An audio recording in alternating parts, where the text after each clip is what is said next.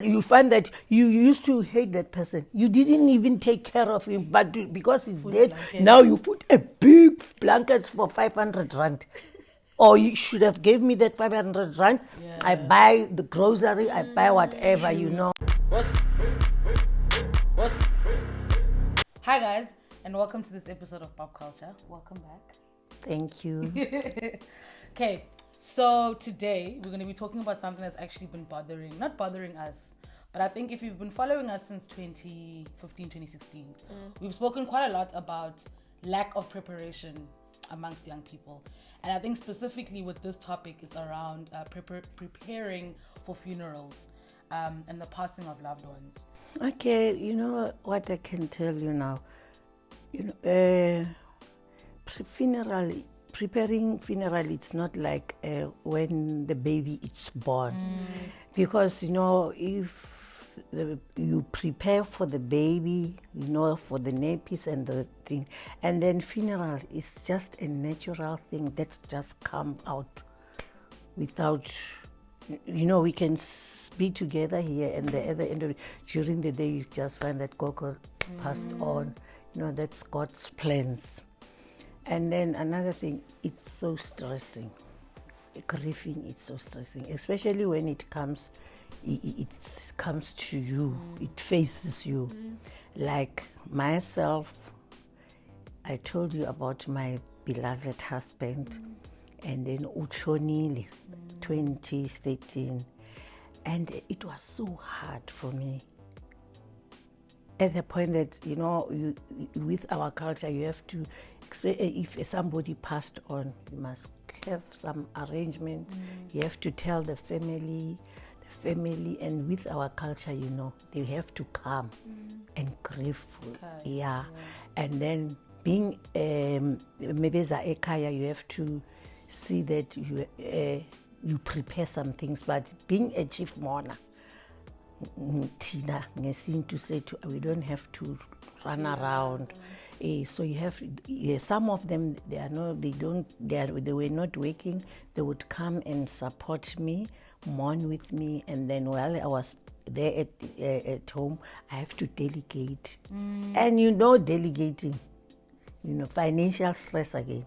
And then you have to lomunye uzohlala epheka, lawyer uyozothunyiwa, and when you send somebody somewhere, you have to pop out money. Yeah. It's so stressed. You have to keep imali cooking yako, so that people must do that. Then the funeral, it's not yet done. And you have to be nice to people, because there's nobody who would just come to your place just for to come to inside also.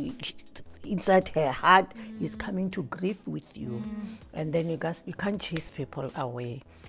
Then fortunately, Baba had to save some little money, but you know, it was not enough. But you know, we tried our level best to run the occasion. Like yini that was helpful during the time, like when it's like, okay, cool, konose oshonile, and now yini zinto that was so helpful, like umuntu oyaletha amakhekhe or ijuice, or what were the fundamental things that helped the process outside of like ikhava nemali that it brought? Like, was it abantu that came from church, and you know, so you know, okay, that's sorted, there's at least a pastor, and now I know I don't have to take, you know, out or find umfundisi and stuff like that. Yeah, you know what helped me is that because my husband saved, he planned, not knowing that he's planning his funeral.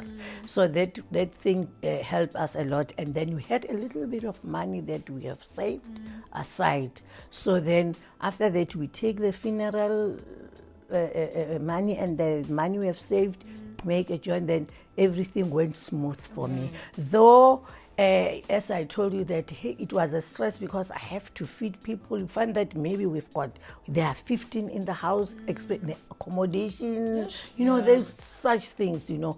But I think it was not hard, but as I see now, things have changed now. It's becoming harder and harder every day. So you have to plan. You have to plan. After planning, you save after, you know, so that everything, when you work out, umsebenzi wako, everything is gonna be smooth. Because after that, you can't even pay back those debts. You end up losing your house, you lose your car, you know. You know, because now you were trying to please, you can't please people. Yes, because you know you want the top things that I want. You know, my mom's funeral must be like this. You go and loan, the pressure. And people they don't know you have loaned that 50,000 from the bank. And some people really do, like you're saying, they want those like the top coffins and the tombstone and all those things.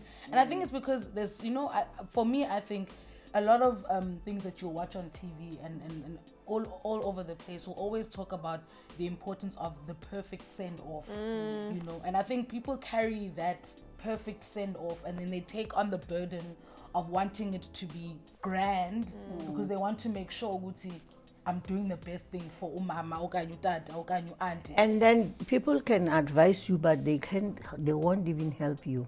You like, you know, this with our culture, you know that when you buy you have a coffin, you also have to buy a blanket to put on top there. A blanket You have to put on the coffin. Wow. So you know, my mom used to say.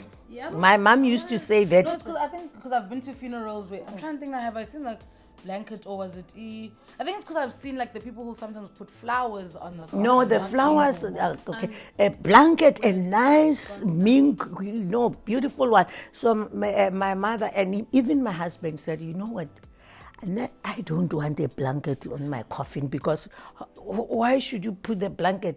That blanket should have bought it before when I was still alive so that I get that warmth. So it doesn't. So I, you know, with me, my family, some of my family asked me to do that. I said no ways. My husband said he doesn't want a blanket. I still have that blanket. Yes, why should I put that blanket on? Because it seems that you find that you used to hate that person. You didn't even take care of him, but because he's dead, now you put a big blanket for 500 rand. Or you should have gave me that 500 rand. I buy the grocery, I buy whatever, you know. But then how did you also then support or how were the children? How were your kids when that time when your husband passed on? Oh, shame, you know, I don't know what to say. They cried, my children. They were so heartbroken. Even if we go to the graveyard, they will just talk to him and say, we miss you, Dad, we love you, we miss you, we love you, but we know that you are still with us. Well, guys, that's the conversation. It can get heavy very quickly, and hopefully we haven't brought you guys to tears or triggered you in any kind of way. But if we have, we do apologize. But I think it is really just a part of us really just trying to uncover and really just have real conversations about what we need to do and how we can do better, especially as young people. As you heard, there's many aspects of it that are super, super important.